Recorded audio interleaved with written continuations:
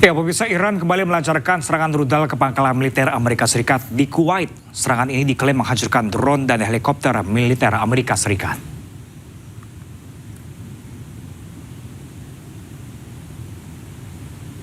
Korps Garda Revolusi Islam Iran atau IRGC merilis rekaman yang diklaim menunjukkan detik-detik peluncuran rudal menuju pangkalan udara Ali Al-Salem milik Amerika Serikat di Kuwait. IRGC mengklaim serangan ini memicu kebakaran besar serta menghancurkan 2 hanggar drone dan 1 tangki bahan bakar pesawat serta helikopter militer. Insiden ini terjadi tak lama setelah CENTCOM mengumumkan telah menyelesaikan gelombang besar serangan terhadap Iran sebagai balasan atas dugaan upaya serangan rudal terhadap pasukan Amerika.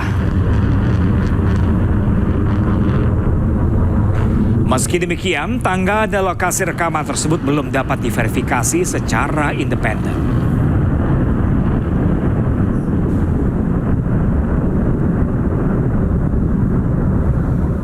Sementara itu, pemirsa, Iran melancarkan serangan ke pangkalan udara dan pusat komando Amerika Serikat di Yordania. Serangan ini dilakukan saat Presiden Amerika Serikat Donald Trump bertemu dengan Perdana Menteri Israel Benjamin Netanyahu. Garda Revolusi Iran merilis video detik-detik saat rudal balistik diluncurkan ke Yordania. Mereka menargetkan pangkalan udara, Angkatan Darat Amerika Serikat dan markas komando pusat di Yordania dengan beberapa rudal balistik. Iran mengklaim serangan sebagai tanggapan atas tindakan agresif Amerika Serikat terhadap anak-anak. Hal ini dituliskan dalam rudal yang diluncurkan ke target-target mereka. Sementara itu, militer Yordania mengumumkan berhasil mencegat 5 rudal balistik yang diluncurkan Iran.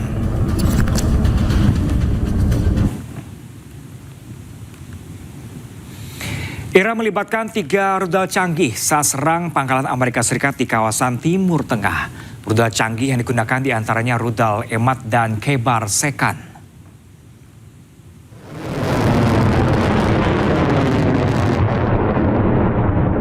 Pasukan Garda Revolusi Iran meluncurkan rudal dan drone ke pangkalan Amerika Serikat di Timur Tengah.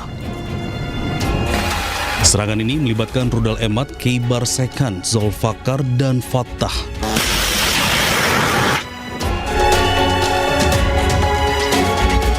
Selain itu, serangan ini juga dilakukan bersama dengan drone Shahed dalam gelombang ke-26.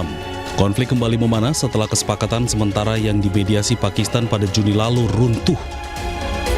Sejak itu, Amerika Serikat terus melancarkan serangan ke Iran, sementara Teheran membalas dengan menyerang aset-aset Amerika Serikat di kawasan Teluk.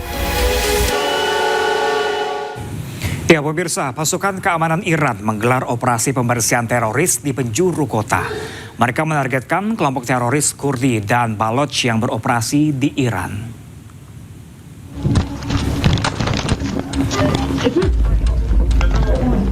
Pasukan keamanan Iran berhasil menetralkan puluhan teroris dan menangkap 15 orang dalam sebuah operasi besar. Operasi yang digelar di penjuru Iran ini menargetkan anggota kelompok teroris Kurdi dan Baloch. Iran menyatakan akan terus melakukan operasi untuk melawan 2 kelompok teroris ini. Hal ini dilakukan karena keduanya dianggap mengancam keamanan nasional.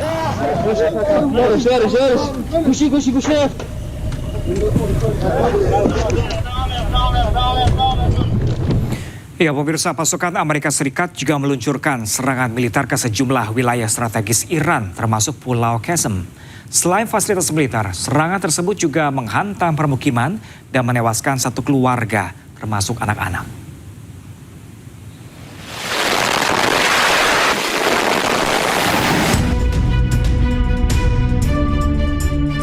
Setelah hampir seminggu berhenti, pasukan militer Amerika Serikat kembali melanjutkan serangan terhadap Iran.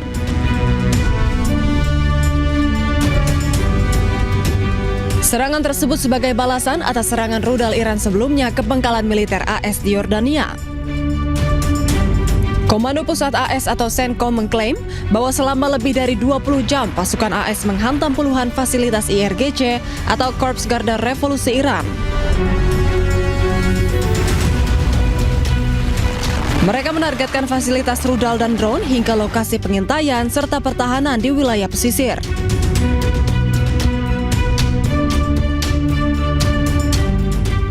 Serangan udara Amerika Serikat juga menghantam sejumlah wilayah strategis Iran termasuk Pulau Qasem. Serangan tersebut telah menghancurkan area permukiman yang mengakibatkan kerusakan hebat. Media Iran melaporkan sebuah bangunan tempat tinggal di Pulau Qasem menjadi sasaran serangan yang menewaskan satu keluarga termasuk anak-anak. Hingga kini, evakuasi pasca serangan masih terus dilakukan. Tim evakuasi terus berupaya mencari korban serangan AS di antara puing-puing reruntuhan. Sementara media Iran mencatat sedikitnya 3 orang tewas dan 2 orang luka-luka akibat serangan militer Amerika Serikat. Presiden Amerika Serikat Donald Trump menegaskan akan menyerang balik Iran. Serangan akan dilakukan dengan sangat keras. I've been briefed. It's a little more of the same, but it's going to be straightening out. It's going to be straightening out. In the meantime, we're going to be hitting them very hard because it's our turn to hit them. They know it's coming. They're asking us not to do it, but they tried shooting it last night. So we had 5 rocket shots going 8,500 miles an hour, and all 5 rockets were knocked down to the ground. But they nevertheless took a shot, so it's our turn. And we'll see if we get there with an agreement at some point, but we're going to hit them very hard. 20 anggota pasukan mobilisasi rakyat Irak PMF tewas dalam serangan udara di sejumlah kawasan Irak. Warga pun mengecam pemerintah Irak yang dinilai gagal dalam melindungi negaranya. Para pelayat membawa sejumlah peti jenazah anggota pasukan mobilisasi rakyat Irak PMF yang diselimuti bendera Irak dan Iran. Prosesi pemakaman diiringi dengan nyanyian dan doa. Dalam upacara tersebut, Sheikh Abbas Al-Tulaibawi, Departemen Bimbingan Ideologi PMF, mengecam pemerintah Irak yang dinilai gagal melindungi negaranya. PMF menyebut serangan udara menghantam sejumlah lokasi mereka di Irak, menewaskan 20 anggota dan melukai 32 lainnya. أين التسليح؟ أين حماية أبنائنا؟ أين حماية شعبنا؟ أين حماية سيادة بلدنا؟ فلذات أكبادنا إلى أين تصلون؟ إلى أين تصلون؟ فهذا فقط نستنكر نستنجب هذا العمل الإجرامي الذي طال شبابنا الآمنين المطمئنين، لكن السؤال الذي يطرح نفسه أين الحكم؟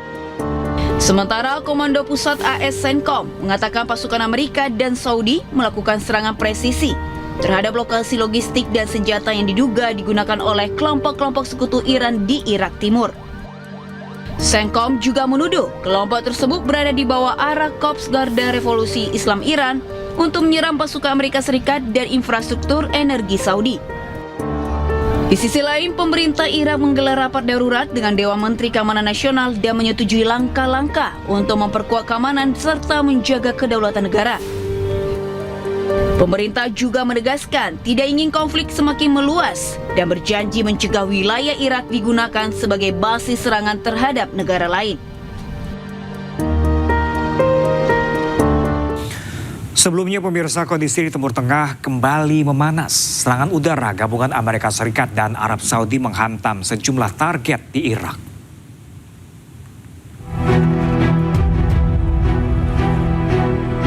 Konflik di Timur Tengah kembali memasuki babak baru.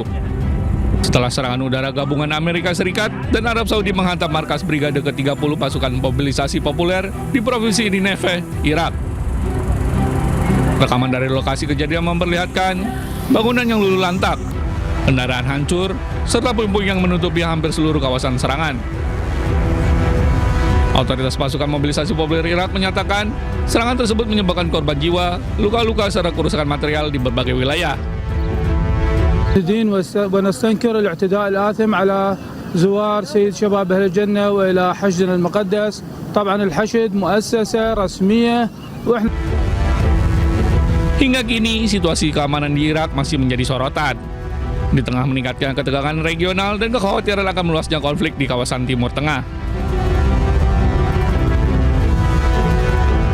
Perdana Menteri Israel Benjamin Netanyahu bertemu dengan Menteri Perang Amerika Serikat Pete Hegseth. Kunjungan untuk meningkatkan kerjasama keamanan kedua negara. Perdana Menteri Israel Benjamin Netanyahu bertemu dengan Menteri Perang Amerika Serikat Pete Hegseth di Blair House di Washington. Pertemuan digelar sehari setelah pembicaraan dengan Presiden Donald Trump. Kantor Netanyahu mengatakan kunjungan Washington-nya bertujuan untuk menjaga keamanan Israel dan memperluas lingkaran perdamaian.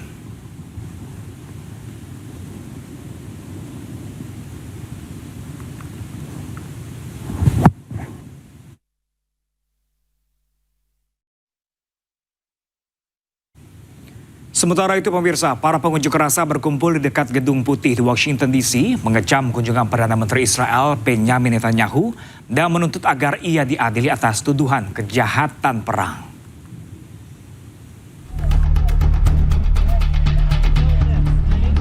Para demonstran berbaris di dekat Gedung Putih di Washington DC, Amerika Serikat, mengibarkan bendera Palestina, meneriakkan slogan-slogan dan memegang plakat yang mengecam kunjungan Perdana Menteri Israel Benjamin Netanyahu. Sementara itu polisi dan petugas keamanan menjaga di sekitar Pennsylvania Avenue dan Lafayette Square saat protes berlangsung. Netanyahu melakukan perjalanan ke Washington untuk berdiskusi dengan Presiden Amerika Serikat Donald Trump dengan Iran dan keamanan regional mendominasi agenda. Today with one clear message. War criminal Benjamin Netanyahu is not welcome in our communities, not in DC, not in Maryland, not Virginia, and not anywhere. Every time he leaves Washington, the bombs fall harder and the aggression expands and more land is stolen and more of our people are murdered. Shame! I'm a Palestinian American. I live in Washington, D.C. We are at the front of the Blair House, which is an official guest house for the White House, protesting the war crime of Bibi Netanyahu. Bibi Netanyahu is indicted by the ICC, the International Court of Justice, for war crimes committed in Palestine. And instead of being prosecuted and going to jail, he's being received in the United States as an official guest of the government. Pengadilan Kriminal Internasional mengeluarkan surat perintah penangkapan untuk Netanyahu dan mantan Menteri Pertahanan Israel Yoav Gallant pada November 2024 atas tuduhan kejahatan perang dan kejahatan terhadap kemanusiaan yang terkait dengan konflik Gaza.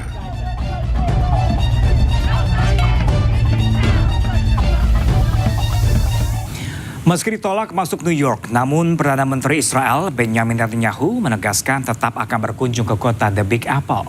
Sementara itu, Wali Kota New York Zohran Mamdani tegaskan tidak akan menyambut kedatangan penjahat perang.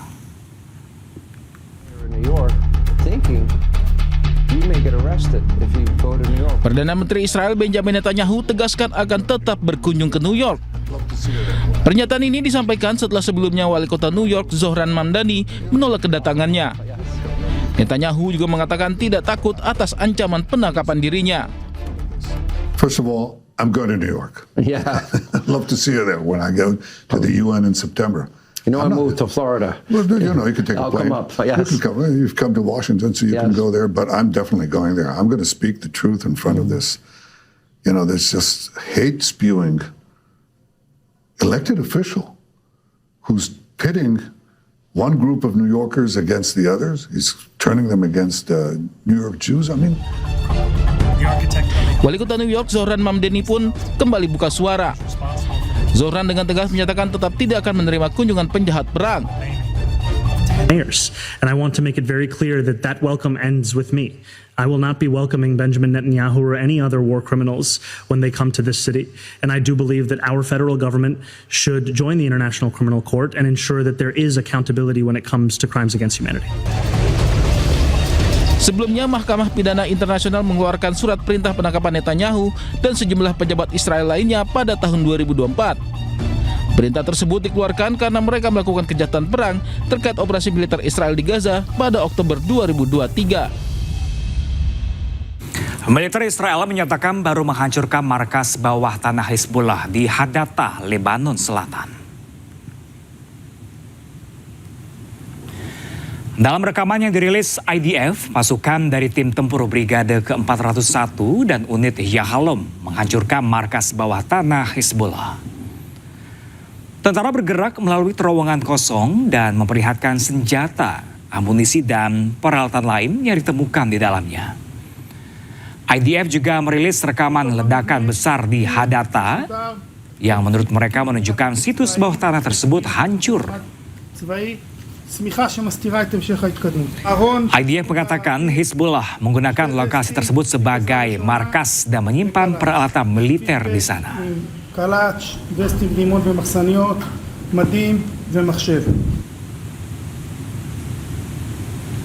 Israel menggeledah fasilitas tersebut sebelum dihancurkan dan menggambarkannya sebagai bagian dari infrastruktur militer Hizbullah yang merupakan ancaman.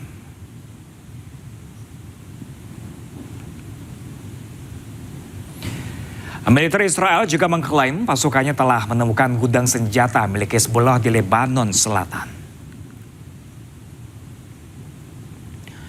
Gudang senjata diduga milik Hizbullah ditemukan di dalam bangunan-bangunan di Majdal Zone, Lebanon Selatan. Rekaman yang dirilis oleh IDF ini menunjukkan senapan, magazin, granat, bahan peledak, rudal anti-tank, dan peluru mortir. Benda-benda ini ditemukan oleh pasukan cadangan dari Brigade ke-55 yang beroperasi di bawah divisi ke-91. Namun lokasi, isi, dan kepemilikan dari benda-benda ini tidak dapat diverifikasi secara independen.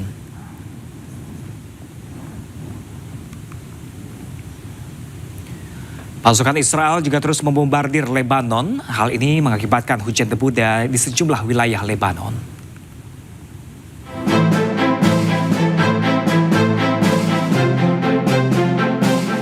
Hujan debu menyelimuti kota Dermimas, Lebanon seiring rangkaian serangan yang terus dilakukan pasukan pendudukan Israel. Jalanan dan rumah warga tertutupi debu tebal hingga membuat warga tak berani keluar rumah.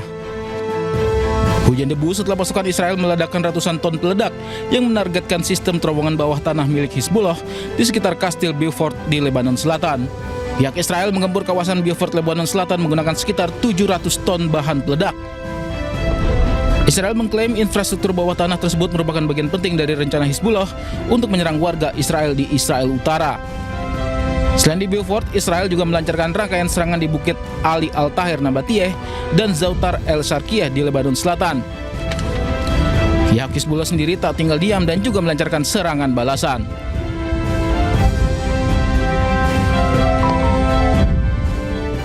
Ya pemirsa, jangan kemana-mana, breaking news masih akan kembali sesaat lagi, tetaplah bersama kami.